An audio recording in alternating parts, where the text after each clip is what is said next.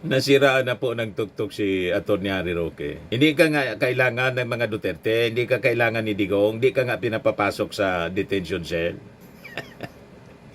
Damay na pati si Anilet, kinancel na yung ano niya, Mr. Maribillas, ang reading mo, bakit kinancel? Ako, ang reading ko po, ito opinion ko lang, tingin ko lang po mga kababayan. Kaya kinancel na yung mga pagbisita ni Hanilet. Siyempre, yung tunay na pamilya, si Sara, si Pulong, malamang hanggang ngayon, hindi nila matanggap na may Hanilet sa buhay ng kanilang tatay.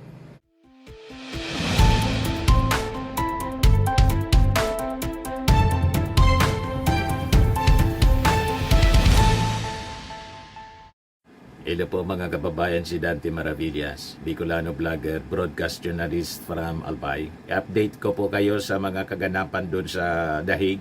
Kasi sabi dito sa balita, yung mga abogado ni Digong, hindi daw magpipresenta ng mga testigo sa September ICC hearing. Wala man siguro testigo. Walang gustong magtestigo siguro. Para kontrahin yung witnesses ng mga prosecutors. Malamang ganun. O diba? Nagkakagulo-gulo na ang kampo ni Digong, mga kababayan. Sa kasi Atty. Harry Roque, sinobol na pabalik nigdi. Ano ba yung sinobol? Pinagtulakan na, mga kababayan. Itinaboy. Yan ang sobol pala, no? Sa Bicol Subol, itinataboy na pabalik dito. Pero makulit siya, no? Makulit si Atty. Harry Roque. Hindi daw siya babalik dito nang hindi kasama si Digong.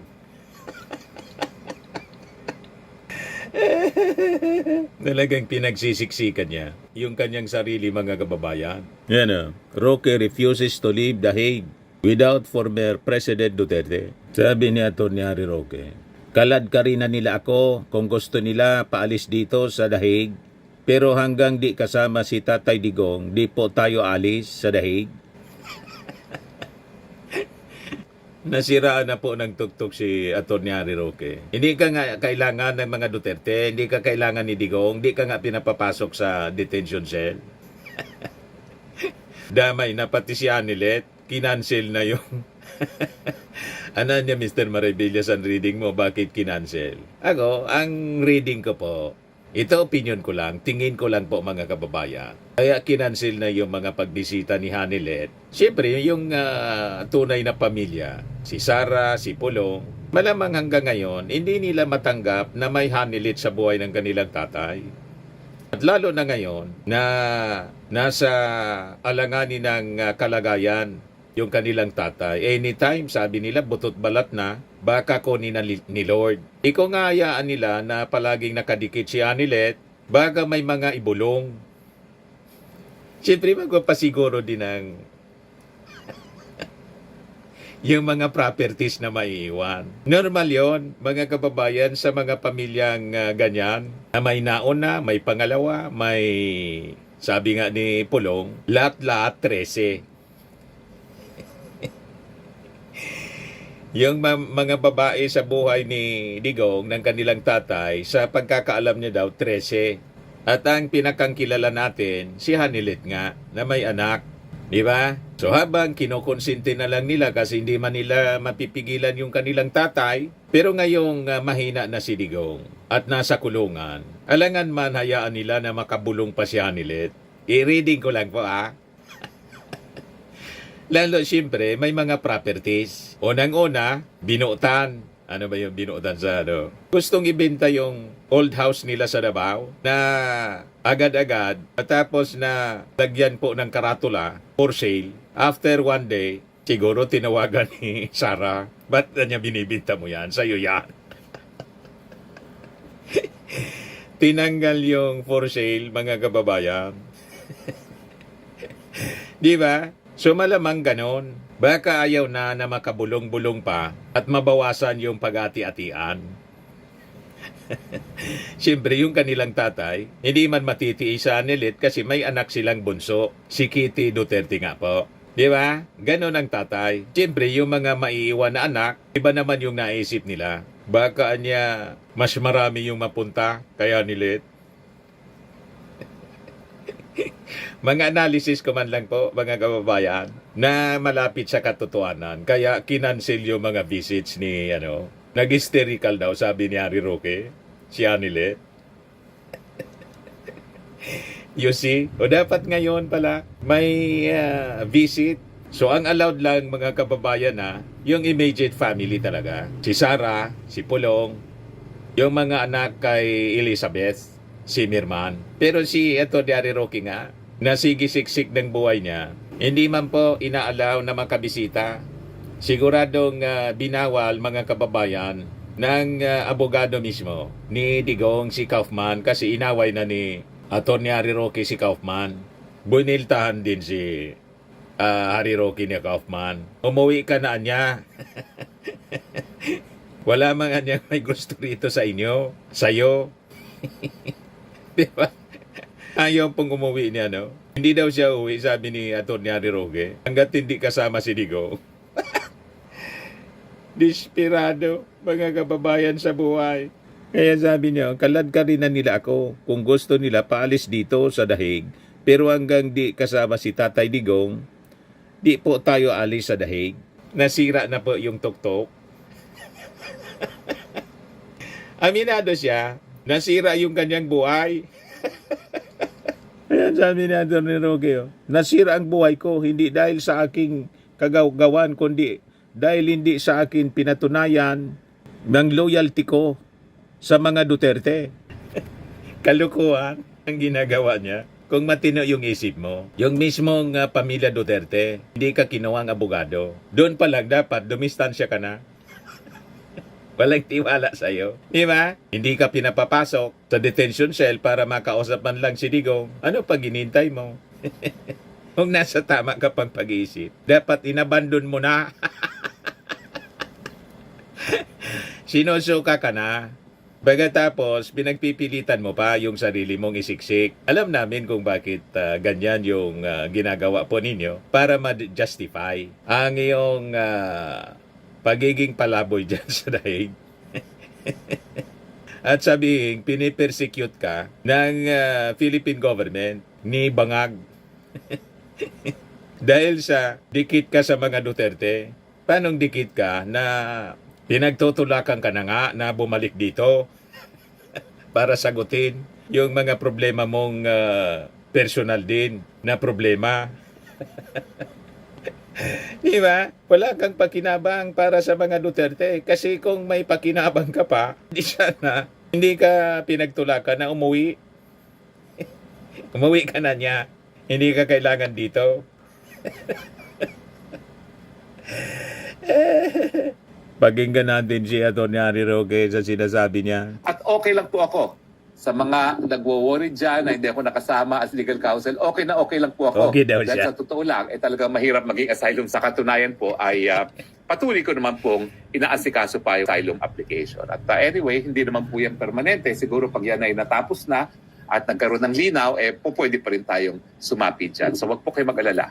Wala po tayong problema dahil ako naman, nasira ang buhay ko. Ako po'y persecuted. Hindi naman po dahil sa aking kagagawan, kundi dahil sa aking pinatunayan ko ng loyalty sa mga Duterte. At hindi po ako nagsusisi. So wag po kayo mag-alala. Okay lang po si Harry Roque. We're a big man. Mali. Anong hindi sa sarili mong kagagawan? Kahit nga si Digong, si Sara Duterte, nasira yung buhay dahil sa sarili nilang kagagawan. Pagkatapos yung sayo, dahil sa pagdikit mo lang sa mga Duterte? Hindi. Dahil sa sarili mong kagagawan din. Una, yung pagdikit mo sa mga Duterte, kagagawan mo na yun. Sariling desisyon mo yon. At lalo na po doon sa issue ng Pogo. Yun ang sumira sa buhay mo. Di ba? Na kung wala kang kasalanan, di dapat sana, abogado ka naman, sabi ni Panelo. Harapin mo na sana. Pinagtutulakan ka na nga pauwi. Yun ang sabi ni Kaufman. Yun daw ang sabi ni Digong, umuwi ka na. Malinaw mga kababayan. Ginagamit lang ni Atty. Harry Roque para ma-justify na yung rason niya kasi sa asylum, pag-apply sa application for asylum dyan sa Dahig, yung persecution dahil sa pagiging makaduterte niya. Huwag kami, Atty. Roque, malabo na paniwalaan yang mga argumento mo. Pati nga yung mga Duterte, di kumbinsido sa argumento mo. Mga dati mong kasama, pati si Panilo.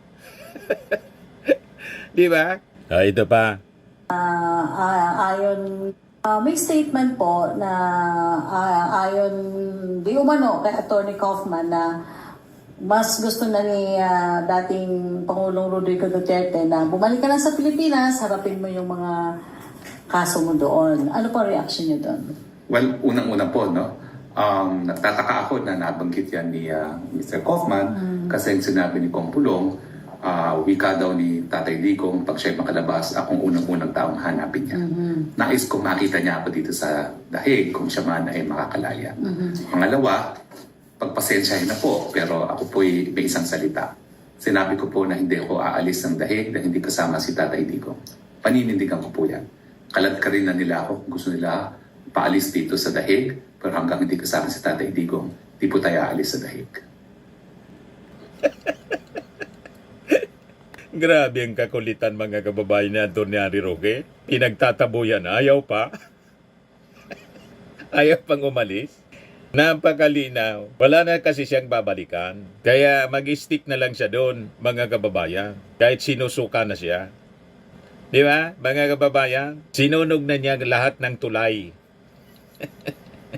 Yan ang nangyari sa kanya. Dahil sa bangis ng kanyang bunganga. Yan ang dahilan. Sa kakadaldal niya. Lalo na nagkandalitsi-litsi yung buhay niya. Sa kakadaldal niya. Yun ang nagpahamak sa kanya, mga kababayan. Pinahamak ni Harry Roque yung kanyang sarili.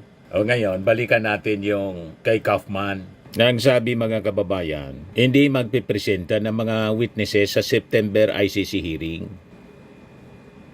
Ang rason, mga kababayan, para daw ma-avoid ang pagbigay ng advance notice to the prosecution.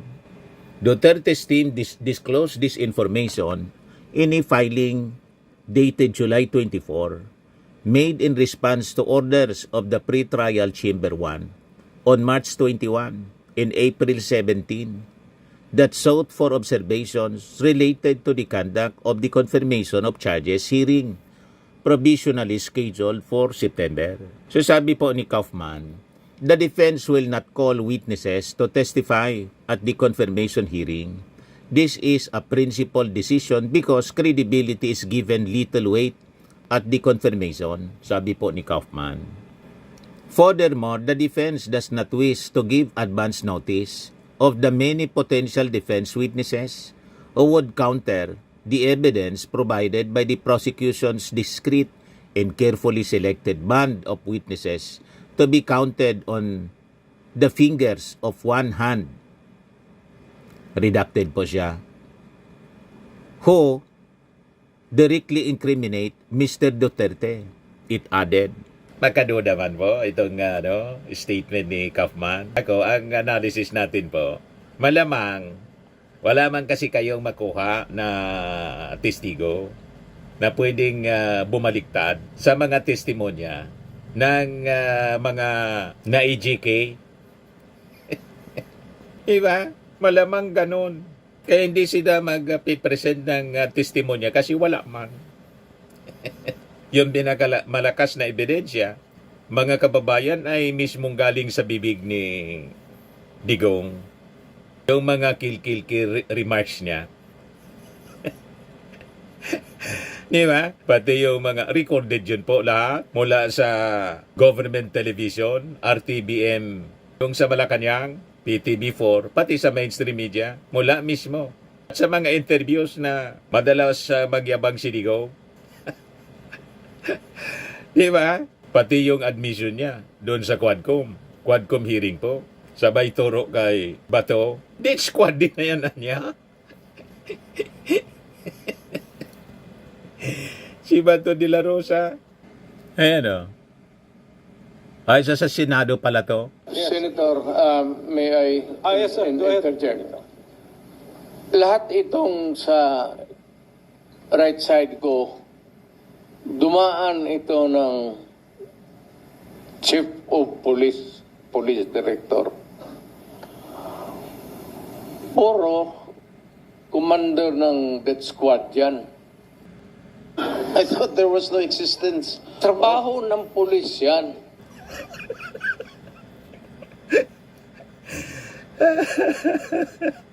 Tinuro mismo. Ang best witness, mga kababayan, laban sa kanyang sarili, si Digong mismo. Death squadan niya yan. Lahat yan. You see? Kaya paano may magtestigo, mga kababayan, para pawalang sala siya? Na mismong yung bibig niya, nag-witness laban sa kanya. Laban sa kanyang sarili. Kaya tingin ko, itong mga sinasabi ni Kaufman po, na hindi magharap ng mga witnesses daw sa September hearing, palusot lang ito. Wala man sila sigurong nakukuha pa na gustong magtestigo. No alibay daw kasi for the same reason, Duterte's defense team said it would also not supply written testimonial evidence at confirmation, thereby permitting the prosecution to adapt its investigation accordingly should charges be confirmed. Duterte's lawyers will not be presenting an alibi to the pre-trial chamber as well, and no grounds will be raised for the exclusion of criminal responsibility pursuant to Article 31 of the Rome Statute. Ngayon, reaksyon naman po ni ICC Assistant to Counsel Cristina Conti na yung mga abogado ni Digong might be waiting for additional information on the case considering its previous request to postpone the decisions on interim release in challenge to jurisdiction. Paliwanag niya, yung depensa niya has the prerogative to create its own strategy. And in the context of its other filings, it seems that they are waiting for additional confidential information. At this point, we cannot weigh how important or significant they would be. But if the defense appreciates it, it will be significant to us, sabi po ni Conti. Ngayon, sabi naman po ni Attorney Nery Colmenares, who serves as counsel to families of drug war victims, the defense team's decision niya only shows that there will be nobody who will testify under oath that President Duterte was not involved at all in the war on drugs and the killings that ensued. Parehas yung pananaw namin. wala man sigurong makuha ang testigo para idepensa siya. He said that by choosing not to raise any ground for exclusion of criminal responsibility under Article 31C of the Rome Statute, Duterte made a practical admission that he was responsible for the war on drugs and the killings that resulted from it. Article 31 grants the accused the defense that the crimes alleged in the case were beyond President Duterte's control or that these crimes were committed by another person, sabi po ni Colmenares. Sabi po niya, this is a confirmation of our prediction that President Duterte has no evidence to present during the trial that will prove that he has nothing to do with the killings during the 6-year reign as the President and overlord of the war on drugs. Malinaw sa kanyang mga interviews, public statements, kill. O, diba, mga kababayan? Anyway, yan po yung mga updates ngayon. Ito pa, sa Quadcom ito, mga kababayan. Salamat tayo, Mr. Ay, sa Senado pa lang? So, pangalawang tanong ko, tinawagan niyo ba si Senior Superintendent Padilla para i-congratulate siya sa pagpatay sa 3 high-value targets na Chinese nationals na inilagay sa loob ng Davao Penal Colony? Kasi sinabi niyo daw, congrats Superintendent Padilla, job well done. Pero grabe ang ginawang tinuguan. Do you confirm this? Yung mga... You call Padilla now because he's lying. I do not know him. And I do not have to congratulate these policemen and soldiers. Trabaho ninyo yan. Why do I have to congratulate you? Trabaho kayo yan. So you do not confirm na tinawagan niyo si I do not. Senior Superintendent Padilla? I only congratulate people with itong mga police na graduate with honors kasi nagtuturo ako sa Police Academy. May congratulatory message ako. Congratulate ako naman.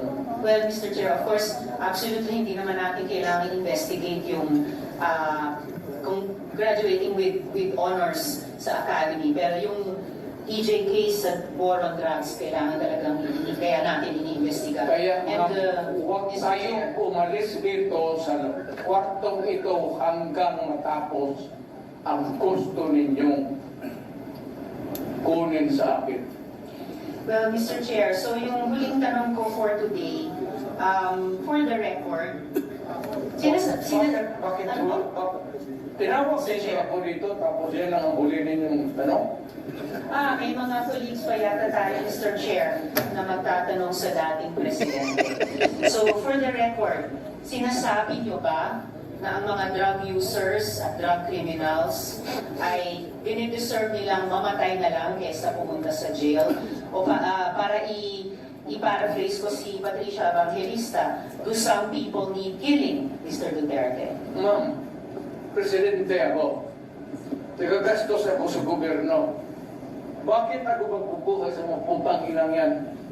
Ikaw yung pera na pagkain ko dyan sa preso, ibigay ko na lang doon sa mga tao dyan sa walang bigat. So, mas okay Walang kung trabaho. patayin sila kaysa ipreso Okay sila. lang dyan sa kriminal, ma'am. So, thank you for making that clear. Alam sa kriminal kung saan silang impernong gusto nilang pumunta. Well, Mr. Chair, for the record, You make your own history in this planet. yes, Mr. Yun ang Chair. gusto nilang mangyari. Doon sila sa impyerno at doon tayo magkita. Well, Mr. Chair, wala namang jurisdiction ng Senado sa impyerno.